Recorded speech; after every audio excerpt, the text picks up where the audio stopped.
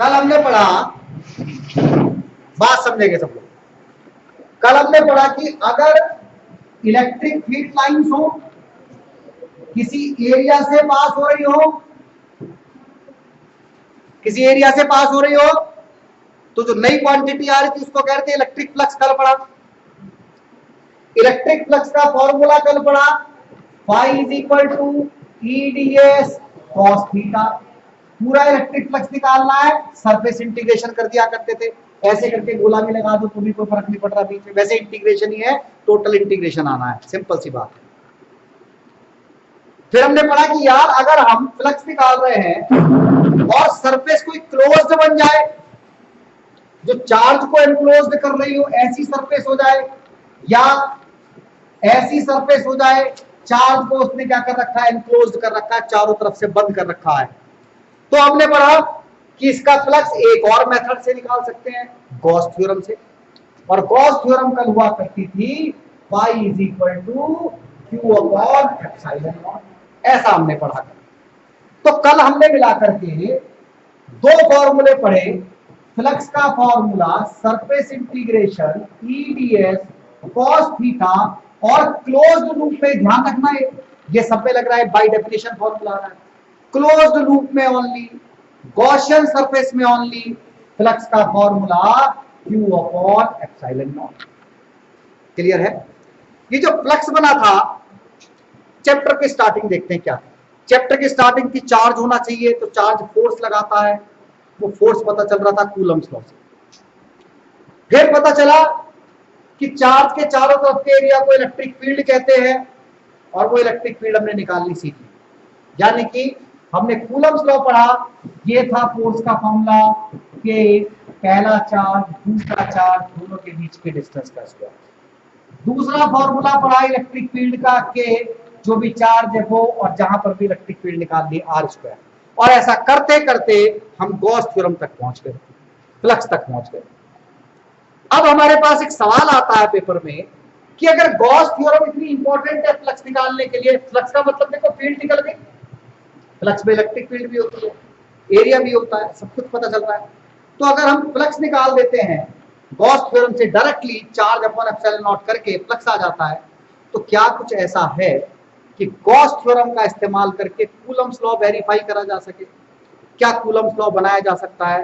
तो एक दो बार एग्जाम में ऐसा भी सवाल आया है कि गॉस थ्योरम को इस्तेमाल करना है और कूलम्स लॉ को प्रूव करना है, यानी कि Coulomb's law from Gauss theorem, ऐसा पेपर में सवाल आता है, Coulomb's law from Gauss theorem. ये भी हमको कभी कभी करनी होती है। क्या करनी होती है? कि हमें कूलम्स लॉ प्रूव करना है, और किसकी हेल्प से प्रूव करना है? गॉस थ्योरम की हेल्प से।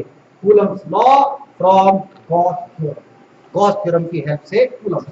कई बार पेपर में आ चुका है।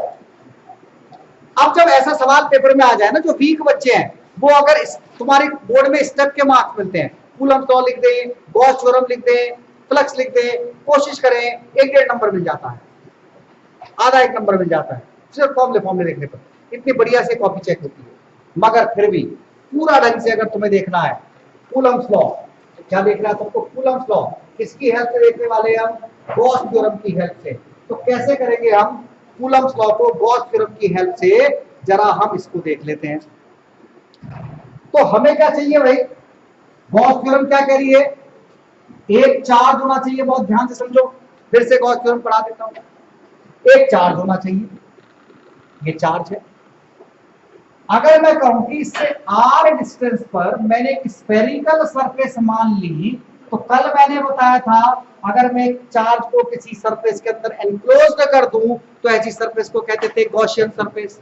तो इसका मतलब ये जो मैंने स्फेरिकल सरफेस मानी है, एज्यूम करी है r रेडियस की, ये मेरे पास एक गॉसियन सरफेस हो गई। और अगर ये गॉसियन सरफेस हो गई तो इस गॉसियन सरफेस पर हम फ्लक्स निकाल सकते हैं। क्या निकाल सकते हैं हम? फ्लक्स। और वो फ्लक्स होता है जो भी चार्ज था अपॉन में एप्सिलॉन नॉट, चार्ज अपॉन में एप्सिलॉन नॉट। क्या बन गया हमारे पास में? फ्लक्स बन गया। मगर इस फ्लक्स की अगर हम बात करें, तो ये फ्लक्स एक और मेथड से निकल सकता है, अकॉर्डिंग टू डेफिनेशन।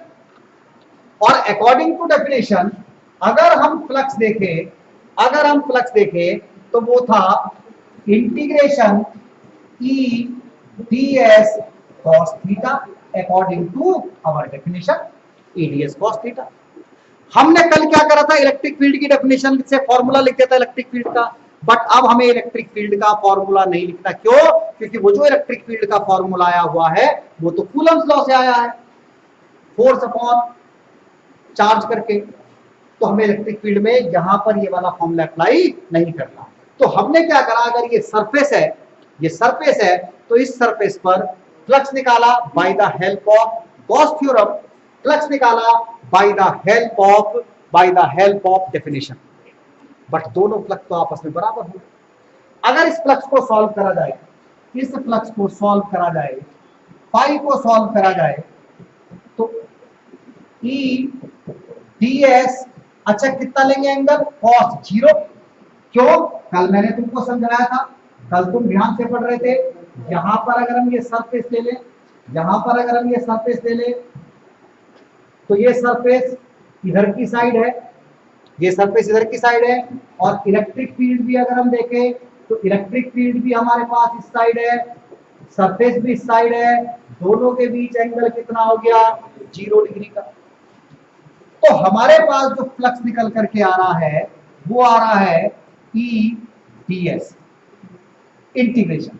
अगर इंटीग्रेशन ds बोल रहे तो इसका मतलब होता है पूरा एरिया लेना, और ये स्फेरिकल सरफेस है, r इसकी रेडियस है, तो तुम कह दोगे सर जी पूरा एरिया तो 4 पाई r स्क्वायर हो गया, क्यों इंटीग्रेशन कर रहे हो?